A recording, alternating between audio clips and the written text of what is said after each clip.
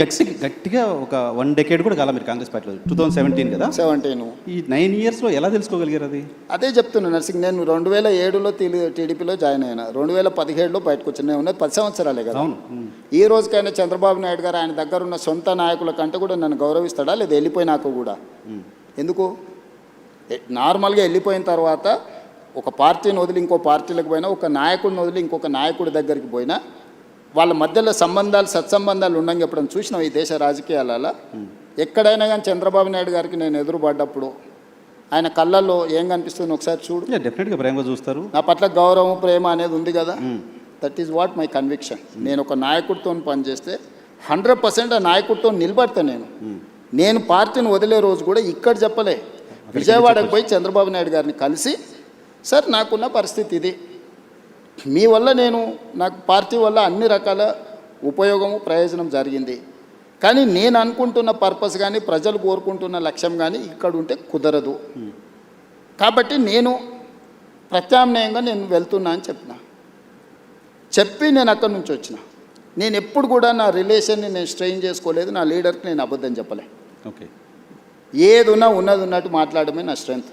కాదు సార్, రాహుల్ గాంధీ గారికి మీరు గోల్ పెట్టుకున్నారు, నాతో 2006-7 ప్రాంతంలో నేను ముఖ్యమంత్రి అవుతా అని చెప్పారు. నాతో పాటు చాలామంది జర్నలిస్ట్ ఫ్రెండ్స్ చెప్పారు, కొంతమందిని మా వాళ్ళని మంత్రులను కూడా చేస్తామని చెప్పారు. మంత్రులను చేయలేదు కానీ చాలామంది మా జర్నలిస్ట్ ఫ్రెండ్స్కి అవకాశాలు కల్పించారు. Thank you. సో మీరు రాహుల్ గాంధీ గారికి చెప్పొచ్చు కదా, ఆయన కూడా గోల్ పెట్టుకుని నేను ప్రధానమంత్రి కావాలని గోల్ ఉందా అసలు? ఆయనకి గోల్ పెట్టుకున్నారు, దానికోసం పనిచేస్తున్నారు.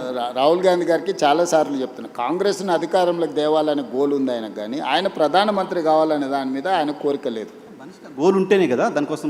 నేను చాలాసార్లు మొన్న మా చింతన్ శిబిర్ ఇక్కడనే రాజ్ ఠాకూర్ జిల్లా ప్రెసిడెంట్ ఉన్నాడు కదా, మొన్న మా చింతన్ శిబిర్ జిల్లా అధ్యక్షుల ట్రైనింగ్ జరిగింది ఆంధ్రప్రదేశ్ తెలంగాణ వికారాబాద్లో.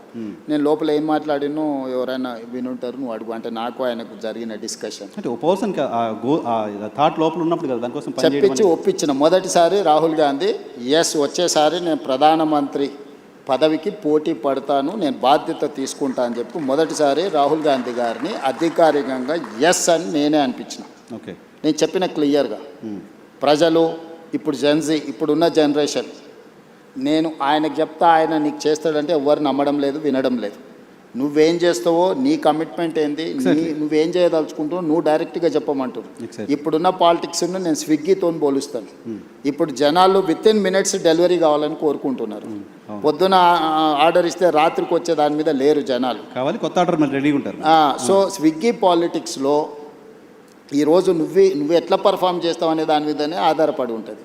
సో రేపు వచ్చే ఎన్నికల్లో రాహుల్ గాంధీ ప్రధానమంత్రి అభ్యర్థి ఇండియా కూటమి నుంచి. మొదట కాంగ్రెస్ పార్టీ నిర్ణయించుకుంటుంది, ప్రకటిస్తుంది, తర్వాత ఇండియా కూటమిని కన్విన్స్ చేస్తాం. ఇండియా కూటమిలో ఉన్న మిత్రులు నాకు చాలామంది మిత్రులే, వాళ్ళందరితో నేను కూర్చోబెట్టి మాట్లాడి సంవత్సరం ముందే అధికారికంగా రాహుల్ గాంధీ గారు రేపు జరగబోయే ఎన్నికల్లో ప్రధానమంత్రి అభ్యర్థి రాహుల్ గాంధీ గారికి ఓటేయండి, ఈ దేశానికి ప్రధానమంత్రి అవుతాడు, రైతుల కోసం ఏం చేస్తాడు, మహిళల కోసం ఏం చేస్తాడు, విద్యార్థుల కోసం ఏం చేస్తాడు, నిరుద్యోగ యువకుల కోసం ఏం చేస్తాడు, పరిశ్రమల కోసం ఏం చేస్తాడు, అదేవిధంగా కాస్ట్ సెన్సెస్ విషయంలో ఏం చేస్తాడు, లేకపోతే ఉన్న అదర్ సోషల్ ఇష్యూస్ మీద ఏం చేస్తాడు, ఒక పాలసీ డాక్యుమెంట్ తీసుకొచ్చి ప్రజల ముందు పెట్టి ప్రజల్ని మ్యాండేట్ కోరుతాం.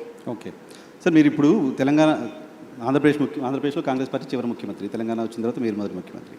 కాంగ్రెస్ పార్టీ ముఖ్యమంత్రులకి ఎవరికీ లేని ఒక ప్రివిలేజ్ కనపడుతుంది, మీరు సౌత్ ఇండియాలో కాంగ్రెస్ పార్టీకి సంబంధించిన ఫేస్గా కనపడుతున్నారు. కేరళ ఎలక్షన్లో క్యాంపెయిన్ చేయడం కావచ్చు, తమిళనాడు వెళ్ళి అక్కడ మీటింగ్స్ అటెండ్ చేయడం కావచ్చు.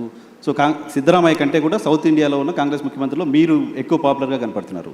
సో సౌత్ ఫేస్గా రేవంత్ ఎమర్జ్ అవ్వడం వెనక రీజన్ ఏంటి? నేషనల్ పాలిటిక్స్ ఇంకేదన్నా మీరు సీఎం కావాలని గోల్ అయిపోయింది, వేరే గోల్ ఏమైనా పెట్టుకున్నారా? లేదు నర్సింగ్, నేను 10 years 2034 వరకు ఏ గోల్ లేదు.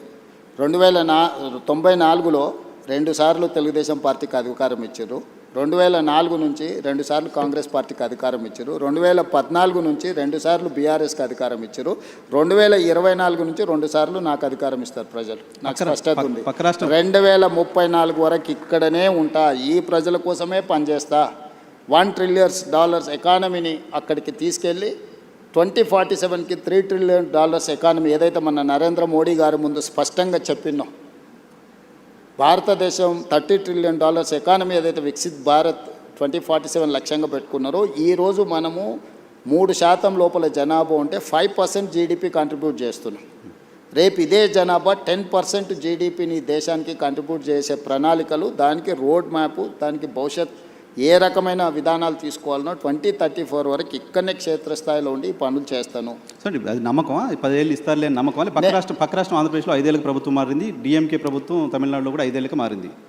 నా జీవితంలో నేను జడ్పీటీసీ అవుతా అనుకున్నప్పుడు జడ్పీటీసీ అయినా, నేను ఎమ్మెల్సీ అవుతా అనుకున్నప్పుడు ఎమ్మెల్సీ అయినా, ఎమ్మెల్యే కావాలనుకున్నప్పుడు ఎమ్మెల్యే అయినా, 2014లో ఎంపీ అవుతా అని చాలా ప్రయత్నం చేసింది, నీకు కూడా తెలుసు కదా. కాకపోతే 19లో అయినా అదే మల్కాజ్గిరి నుంచి, 14లో కూడా మల్కాజ్గిరి నుంచి అవుతా అని చెప్పింది, తెలుసు కదా. అక్కడ మిస్ అయినా కూడా 19లో మళ్ళీ అక్కడి నుంచి అయినా. జిల్లా పరిషత్ మెంబర్ ఉన్నప్పుడే తెలంగాణ వస్తే తెలంగాణకు ముఖ్యమంత్రి అవుతా అని చెప్పిన, అవునా? నాతో చెప్పారు, నీతో చెప్పిన కదా, నీకు గుర్తుంది కదా. ఆ రోజు చెప్పిన, ఆ రోజు రాజశేఖర రెడ్డి గారు, చంద్రబాబు నాయుడు గారు నాయకత్వం ముందు తెలంగాణ ఎక్కడి నుంచి వస్తుందా, పిచ్చి భ్రమలు అని మాట్లాడిన వాళ్ళు కూడా ఉండరు కదా. వచ్చింది కదా, వచ్చిన తెలంగాణకు ముఖ్యమంత్రి అయినా కదా. ఈ రోజు కూడా నేను చెప్తున్నా 34 వరకు నేనే ఉంటా. Confidence sir? నేను ఈరోజు నీ ముందర చెప్పిపోతున్నావు, నువ్వు దాచిపెట్టుకో. ఓకే, 34 తర్వాత నేను జాతీయ రాజకీయాలు పోయినప్పుడు ఆ రోజు వచ్చి నువ్వు అడుగు. నువ్వు ఆ రోజు చెప్పి 34 వరకు ఇక్కడ 34 వరకు స్టేట్ పాలిటిక్స్. 34లో గెలిస్తే కూడా రేవంత్ రెడ్డి సీఎంగా ఉండరు, వెళ్ళిపోతారు. 34 తర్వాత మొత్తం 100% సీట్లు గెలిపించి కాంగ్రెస్కి అధికారం ఇచ్చినా కూడా నేను ముఖ్యమంత్రి పదవి తీసుకోను. నేను తర్వాతి తరానికి బదిలీ. చాలా పెద్ద స్టేట్మెంట్ ఇస్తున్నారు సార్. పెద్ద స్టేట్మెంట్ నీకు చెప్తున్నా, అందుకే నీకు చెప్పాలని నీకు చెప్తున్నా.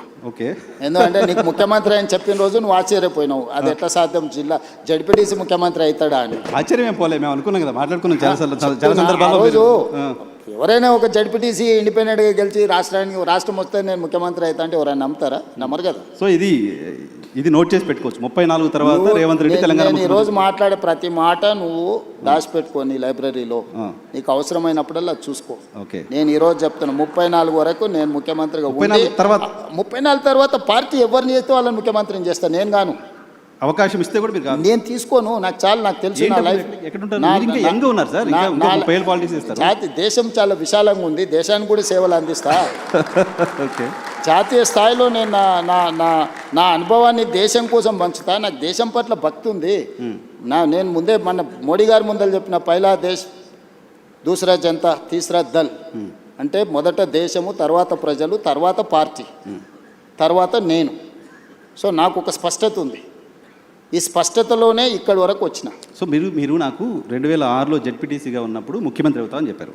ఇప్పుడు ముఖ్యమంత్రిగా ఉన్నారు, జాతీయ రాజకీయాల్లోకి వెళ్తా అని చెప్తున్నారు. జాతీయ రాజకీయాల్లో ఏ చైర్ కోరుతున్నారు, ఏ చైర్ కోసం అనుకుంటున్నారు? రాహుల్ గాంధీని ప్రధానమంత్రిగా కూర్చోబెట్టి ఆ తర్వాత ఏ చైర్ ఇస్తే ఆ చైర్లో కూర్చుంటా. రైట్ సార్, నేను గతంలో నేను TV9లో పనిచేస్తున్నప్పుడు కావచ్చు, ఏబీ ఆంధ్రజ్యోతిలో పనిచేస్తున్నప్పుడు కావచ్చు, మనం ఇంటర్వ్యూకి వచ్చినప్పుడు మీరు నాకు చెప్పే ఏం అడగాలి సార్ అంటే ఏదైనా అడుగు అనేవాళ్ళు. ఆ లిబర్టీ తీసుకొని కొన్ని క్వశ్చన్స్ అడుగుతున్నాను, అడగచ్చు కదా? డన్. Thank you.